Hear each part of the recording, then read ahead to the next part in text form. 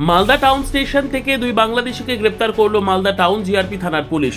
ধৃতদের আগামীকাল 7 দিনের পুলিশ হেফাজতের আবেদনে মালদা জেলা আদালতে পেশ করা হবে।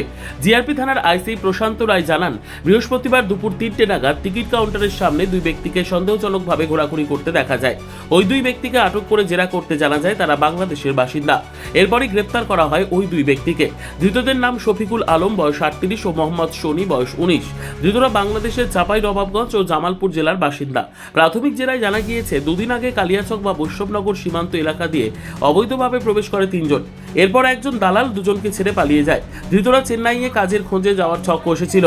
আরও জিজ্ঞাসাবাদের জন্য ধৃতদের 7 দিনের পুলিশি হেফাজতের আবেদনে আগামীকাল মালদা জেলা আদালতে পেশ করা হবে।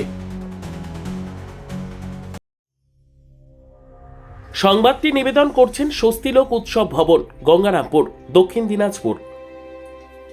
দুপুরবেলা আমাদের প্ল্যাটফর্ম পার্টি আর এসওজি পার্টি ওদের কাছে একটা খবর আসে যে বাংলাদেশের লোকগুলো মানে বাংলাদেশ থেকে ইন্ডিয়া এসে ট্রেনে উঠবে এরকম খবর আসে। তো ওটাই ওয়ার্কআউট করতে গিয়ে দুপুর 2:30 নাগাদ 2 জন ব্যক্তিকে আমরা ধরতে পারিয়েছি। তাদের জিজ্ঞাসা করে জানতে পারলাম যে ওদের বাড়ি হচ্ছে বাংলাদেশ। একজনের বাড়ি নবাবগঞ্জ জেলা, একজনের বাড়ি জামালপুর জেলা বাংলাদেশ। ওরা আসছিল এখানে মালদা টাউন স্টেশনে। ওরা এখান থেকে চেন্নাই যাওয়ার ট্রেন ধরে চেন্নাই যেত কাজের জন্য। কোন বর্ডার দিয়ে এসেছিল, কতদিন আগে এসেছিল কেউ জানতে পেরেছেন? এরা বাংলাদেশ বর্ডার হয়ে আসছে, কিন্তু কোন বর্ডার ঠিক বলতে পারতেন না, যেহেতু নতুন আসছে।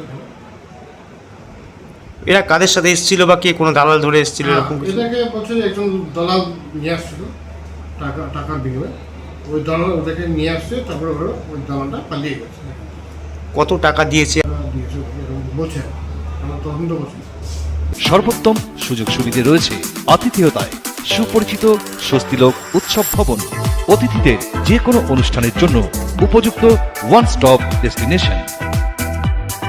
আমরা আপনার বিশেষ অনুষ্ঠানটিকে অবিস্মরণীয় করে তুলি।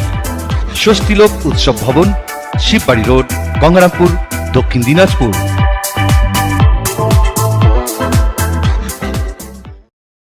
ব্যুরো রিপোর্ট, উত্তর বাংলা সংবাদ।